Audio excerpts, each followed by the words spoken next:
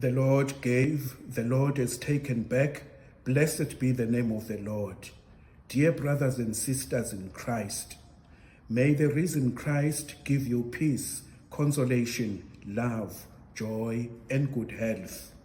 The unexpected death of our Holy Father, Pope Francis, on Easter Monday has generated mixed emotions of sadness, gratitude, and praise in me. I feel sad that he has passed over with the risen Christ from the earth, our common home, to our eternal home.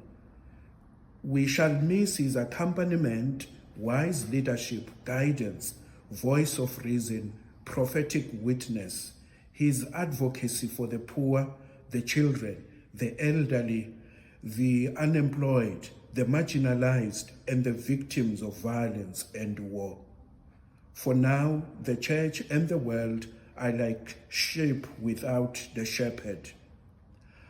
Our hearts are also filled with enormous gratitude to God for the vocation, holy life, and outstanding ministry of our Holy Father, Pope Francis.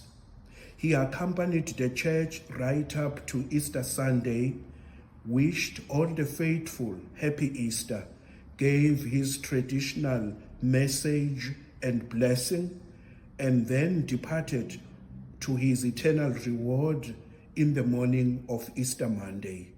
From Laudato Si, one of the apostolic exhortation of our Holy Father.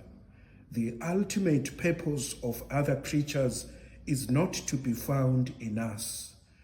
Rather, all creatures are moving forward towards a common point of arrival, which is God, in that transcendent fullness where the risen Christ embraces and illumines all things. May the soul of our Holy Father, Pope Francis, rest in eternal peace. Amen.